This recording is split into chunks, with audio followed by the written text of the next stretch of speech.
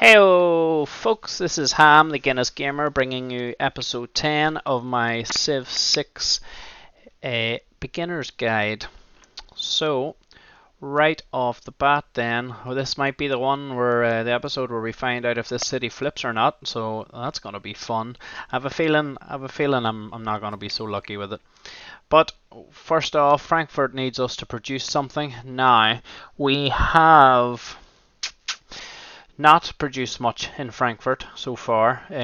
I've sent the builder away to upgrade the tiles around it, so I'm going to build a builder here because I don't think the tiles have been upgraded much at all.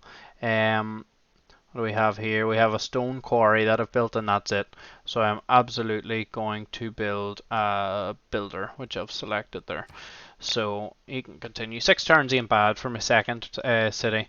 My capital, the last time I built them, was taking 2 turns for the builder, but still sometimes there's other more important things that your capital needs to build. As for this guy, you can keep coming on up here. And next turn. Now, this is going down. Loyalty, I keep checking this. What have we done here? Visitors, no, the largest city. Oh, the largest city in the world. Okay, reached 10 population. That's not bad. That's not bad. 10 population means 10 citizens to work tiles, and that's definitely setting me out in front of the competition a bit with that size, population size. Right, I'm gonna go next turn. My envoys bring you drinking chocolate. Chili peppers, honey, and drinking chocolate. It doesn't sound too great, does it? Well, I suppose I'll let you in, but you better not make me drink it. Those are not 3 flavors I would put together. Like them all in their own, on their own, but together, no thanks. Right, I sort of need to sort out the amenities in my capital as well, but I'll do that after I produce that barracks. This guy, what am I gonna be able to do here? Not much, I don't think. Not much. 3 turns. 3 turns and then it flips. It's gonna keep coming. Next turn. Somewhat annoying. I did say when I was placing the city, it might flip, but it'll be good. It'll be good to show you the flipping mechanic in action. And even though I said that, and I was fully accepting that that might happen, it's still going to annoy me when it flips. And I am going to prepare for taking it back. That's what I can actually do here. I'm going to get, now that I have my encampment built and my barracks built, so that gives you extra XP for melee and range units, I am going to start producing units like crazy. So I'm going to build a couple of archers and we'll go from there. If I need to take this city back, I'm going to take it back in style. So you can come over here. Next turn. See population starting that rebellion in 2 turns. This guy can probably upgrade 60. Yeah, I'm gonna upgrade this slinger to an archer. Might as well, gives him some XP as well. That guy and this guy. So why I'm sending this guy here is to see if I can actually rush this tile. Now, I'm not certain I can. You know the way I chopped the forest in that tile before to build a government plaza here? Now this tile obviously isn't within my city. There's machinery boosted, that's good. So I'm not sure I'll be able to. Well, it doesn't matter now because it has flipped, which isn't ideal. So I am going to send this guy running away. So we weren't successful. Ulm has flipped, belongs to a free city. It says rebellion in 10 turns. So in 10 turns it's going to turn Spanish. So I have 10 turns to take it back. And to be honest, well, I do a bit of damage to it actually. I might be okay, but I do have to kill their units first of all to have any chance. So I'm going to pepper this guy with my archer. And then I am going to send this other archer up here, which he's probably not going to reach in time, but I'm going to send him anyway. This guy as well. Probably not going to reach in time, but on up they go. And okay, I have my first great person that can be claimed. Now, I have only briefly mentioned great generals before in the last one. That's a type of great person. What you have in Civ is many different types of what are known as great people. So if you look here, you've got great generals, great admirals, great engineers, great merchants, great prophets, great scientists, great writers, great artists, and great musicians. What's that? 9 of them? There's 9 of them. Okay. Now all of these do very, very different things. To unlock them, first of all, you have you earn what are known as great people points. So you earn great general points, great admiral points, etc., etc. for the 9 of them. Now you earn these from different ways. It says here points come primarily from districts and buildings, but can also come from World Wonders policies and city projects. There's lots of different ways to earn these people, and generally speaking, they will be linked to what you're doing and how you're playing the game. So great generals will generally be be unlocked by combat and by building military buildings and things like that. Whereas the likes of great scientists here, which is the one I have actually unlocked, will be unlocked from your science buildings. So the reason why I've probably got this guy is because I built a campus quite early in my capital in Munich, and I've been producing science maybe from earlier than other civs, and therefore I've reached the threshold for getting this guy first. So once I recruit him, if you see here, it shows 60 out of 60. Or if you want to look at one of these other ones, it'd be easier to explain actually. This great writer, I haven't got any out of 60, so I'm not producing like 0 great writer points earned this turn. I'm not producing great writer points at all. But this unmet player and Maya are producing 1.1 great writer points per turn. Now ultimately, if it continues going the way it's going, that unmet player will hit 60 first because he's in the forerunning for it, and he unlocks them. So he unlocks Ovid then, just like I'm about to unlock Hypatia. And once they're unlocked, nobody else can get them, and it changes this threshold then. So for the first great generals, a lot of these numbers are different, but for the first great generals, threshold 60. The first great scientist, the threshold 60. Once that guy is unlocked, so once I hit recruit and get this guy, then the threshold for the next great scientist will go up. In my head, presumably it'll go up to 120, but I don't know exactly. So then everybody, like including me, but all the other civs as well, if they want to get the next great scientist, so the second one that's able to be unlocked, they have to hit 120. It's not who hits 60 next. And I will start slightly ahead of them because I'm on 60 first. It's not showing here, but it could be somebody else on 59, or the guy who's second could be on 30. And if he's on 30 out of 60, then I'm going towards the second great scientist. I'm already on 60 out of, let's say, 120, but he's still only on 30 out of 120. So that's how you unlock them, and the different choices that there are, the 7 different great people. Every great person does something different. They have a special activated effect, and it shows them here. It shows them in the tooltips, all sorts of different weird and wonderful things that they do. A lot of them tie in to what that person actually did in real life, which is pretty nice. It's pretty educational if we're allowed to be educated while gaming. I accept that, but so this guy that I'm about to unlock once I hit recruit gives an extra science per libraries, and instantly builds a library in this district. So what that means, I'm going to recruit him here, right, and now it's going to show him on the map. So your knowledge of education has increased probably because I've unlocked a great scientist. So great scientist is here in my capital city. And where you have to do to actually unlock his activated effect, so to give all my libraries an extra science, I have to use him on a campus district. Now, what it also says, as I say, the second line of that is instantly builds a library in this district. Now, I have already built a library in this district in Munich, so it will not build a second one for me. So if you look here, if you ever need to work out whether you built something and you don't remember, if you go to districts, buildings, wonders, and trading posts, I have I not built a library? I haven't built a library. I thought I built a library, but I haven't. That's my mistake. I realised that once I looked here, because if I built a library, it would be sitting showing here as a library, just like these are all showing under city centre, and the barracks is showing under encampment. So I look at this, I could build a library in 4 turns, Or what I will now definitely do with this guy is I will use his effect over here. So what this is going to do, it's going to give me libraries provide +1 science, instantly builds a library in this district. So my science right now is 21.8. If I were to build a library, it would give me another 2, so that should be 23.8. Whereas once I get this guy to build it, it will be higher than that. In my head, it'd be 24.8, but I think it might actually end up being a wee bit higher. So library spray +1 science instantly builds a library. So there we go, 25. So he's used up, and that's him. He's gone from the map completely. He's used up, but he has just given me a nice bonus to science.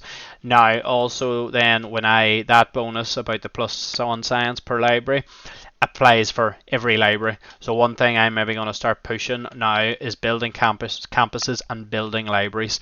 That, along with my Edamanenki bonuses here for marsh tiles and floodplain tiles, mean that I should be pushing up in science compared to the other civs.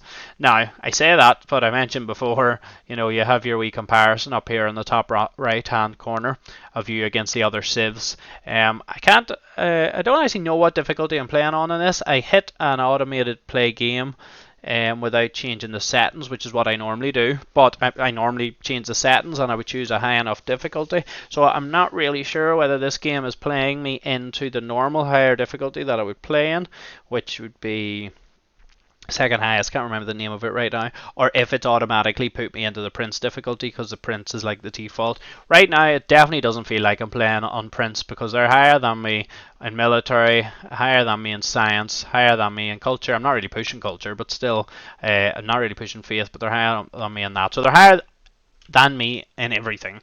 So I may check when I'm off camera to see what difficulty I'm actually playing on, just out of curiosity, but to be honest, it doesn't really make any difference. Probably not going to complete this game anyway. One thing that I do notice there with me using that Great Scientist is it has brought up my era score massively. Now, I talked before about Dark Ages and Golden Ages and such an era score.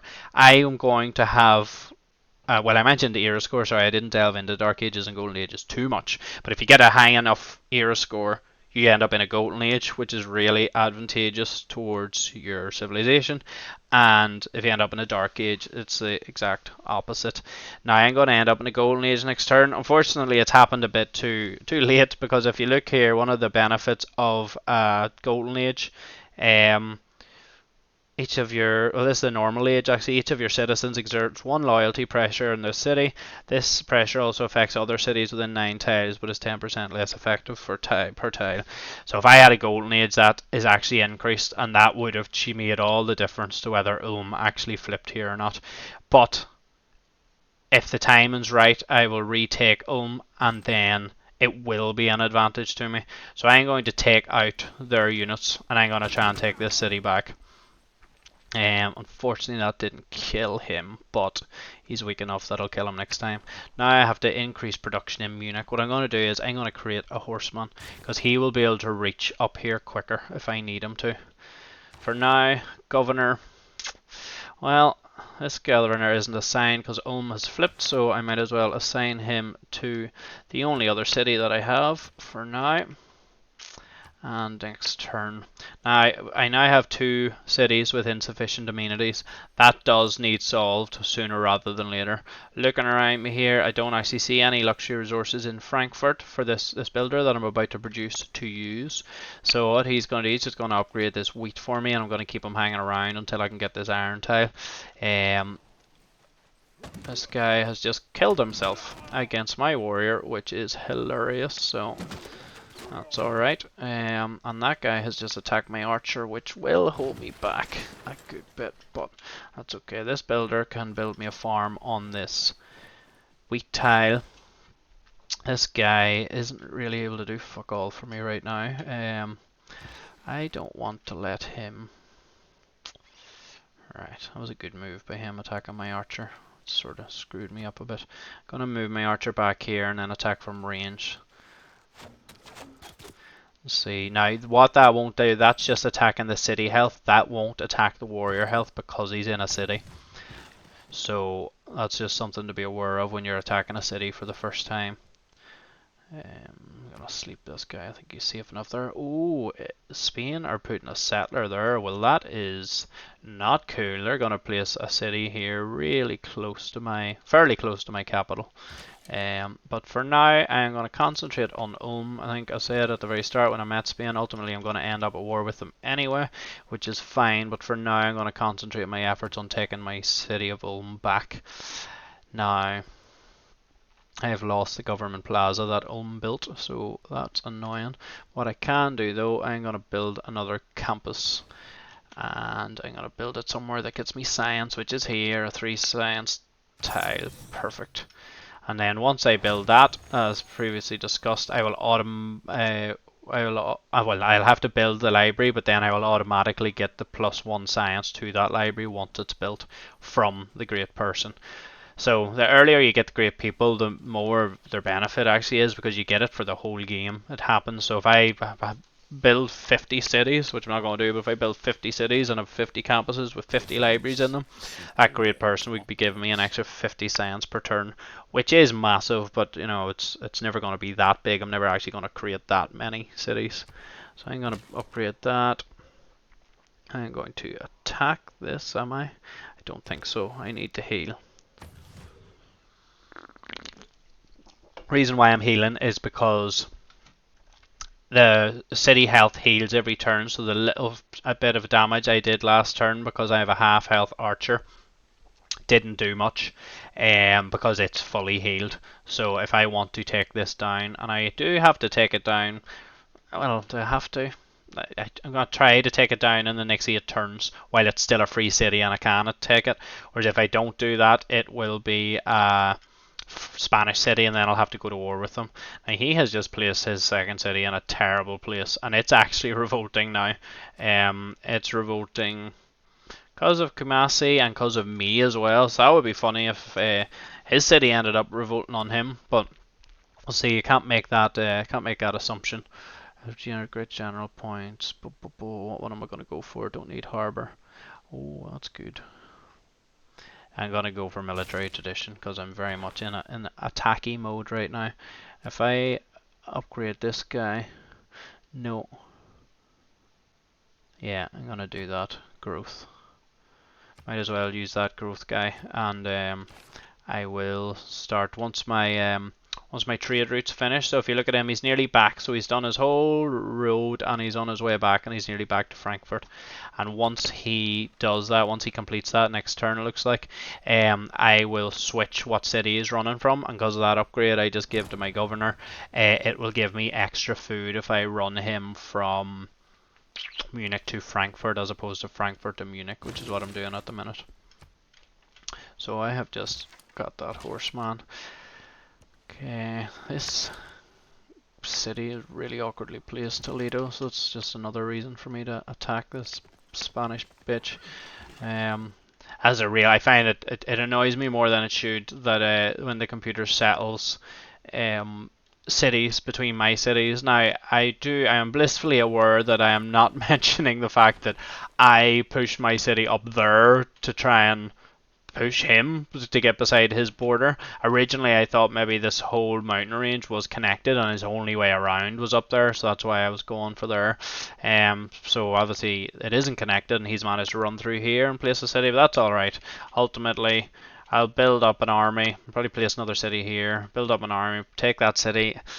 I mean, he's placed that city in a terrible place. I think I would have placed it over towards the coast more. Might allow me a bit of space to put a guy here, a city here or something. But we'll see. He'll decide as time goes on. But he's built it far too close to Kumasi. City-states are big cities and they tend to grow. And that's why he is losing. One of the reasons why he's losing so much loyalty is because he's so close. Now, he has already sorted his loyalty out better than I was able to in the first couple of turns. So I don't think his city will actually flip, but we will see. In time, we will see. For now, I'm just going to produce another couple of units. Another horseman, just because he'll get up there quicker to attack this guy. And while these guys heal, those guys, at least out weakened health, aren't strong enough to take that city on their own. If they were full health, maybe. Well, if they were full health and they didn't have a warrior, maybe. but I don't think I'm going to be able to take it on their own. But once I get these archers up here and they can pepper them, man, there's just enemies everywhere. They're really trying to block me off to stop me getting up there. Not deliberately, but between Spain and this spearman and Kumasi, like that, they've just created a wall right there that my archer can't get through. But I'll force my way through if I have to. This guy, right, has built enough. I don't want to waste him. He's got one more turn left, and he will upgrade that iron when I unlock it. So this guy, if I send this guy to Munich, this trader, now that the trade route is finished, you send him back, he'll only get 2 food and 2 production. Whereas if I transfer him to Munich, so remember 2 and 2, right, and we'll see next turn that I'll actually get more food sent him the other way because of the governor and where he is. Now, what to do here, that one. Build 3 mines. I'm not going to build 3 mines, so I'm just going to let this complete. This one's building a campus. And okay, who's attacking this then? Is that Kumasi attacking this? That's good. It should die a wee bit quicker then, so for me to get through.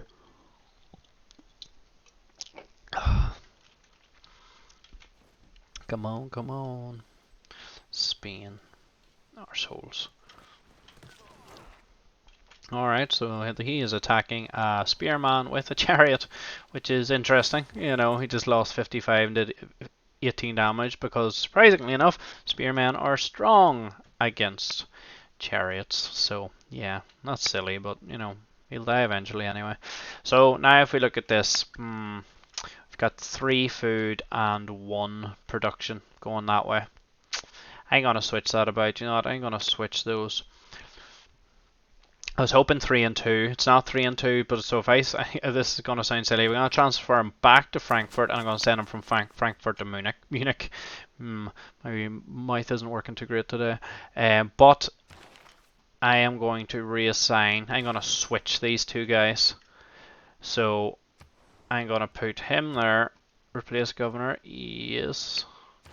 And I am going to assign Pingala, at least in the short term, to Frankfurt. Now the reason for that is Magnus's bonus here. As I said, the last one I chose there, surplus logistics, plus 20% growth in the city. Your trade routes ending here provide plus 2 food to their starting city. So I have him here so that my trade route ending there from Frankfurt gives plus 2 food in the starting city. So I want Frankfurt to grow. Munich's growing just fine. You know, it's limited by amenities right now, so is Frankfurt. But once I solve that, I want Frankfurt to be growing like crazy. And this trade route then, next turn I'll start this trade route, and it'll be giving Frankfurt a good amount of food. And also I'll be getting production, and I get an extra production because I built an encampment in Munich. So now I want to clear this guy. Really want to clear this guy. This guy is off on a run. There's no point doing that, so he's automatically run out there onto the ocean, which is somewhat annoying. I'm going to put my horseman. I'm going to do exactly what I give Kumasi shit for, and I'm going to attack a spearman with a horseman, which is great. But he's low enough health where it should be alright. This city of Ulm has spawned an archer, which is nice. You know, I couldn't even produce one thing in it, but they're already managing to produce archers, which is nice, so I'm going to shoot him to make him a bit weaker. Their warrior's probably going to come out and attack my archer, which is going to be annoying, but I will eventually take this city, but I really don't think I'm going to take it before it flips, which is going to be incredibly frustrating, because then I'm going to have, well, I've basically given Spain a free city and then given them room here for another city as well. But it'll all turn out okay. Oh, there we go. He has put his archer into the city, which is sensible. And now he's attacking my archer. Okay, I have survived just about by the skin of my teeth. Jerko, you're the one who put your city there. My troops were there first. Assad. Nice moustache. Apprenticeship. Okay, that's good. So now that we have this guy, I am just going to send him back. Frankfurt receives +2/+2. So 2 and 2 is okay. I did expect that to be higher, but I'll not look into that now. I'll just send him off because there's too much other stuff going on. I am going to send this guy up here, and he is blocking me from getting up here. Oh, there's one thing that I did find annoying about Civ 6 when it came out compared to previous iterations of the game was only one unit per tile. So things like that, like they're just blocking me off. I'm not trying to attack them. They don't know that I'm ultimately going to be attacking them in like 50 turns. I'm just trying to get round here, and just by lining up and the Kumasi guy and these guys and the Barbarian encampment, it has added about 5 turns to me getting my guys up here, and that 5 turns is making the difference between me actually taking the city back and not being able to. So that is frustrating. But for now, I'm going to run this guy away. He's not going to be able to get away. Can I attack with him? I cannot. Okay, it looks like my archer's going to be a goner. I was hoping he would have an upgrade there to for me to get him some health back, but sadly not. I'm hoping maybe if I attack their warrior with my warrior, they'll attack my warrior with their archer, and my archer will get a chance to stay alive. Now this guy has an upgrade. I'm going to leave that now just in case I need to do it for an emergency heal.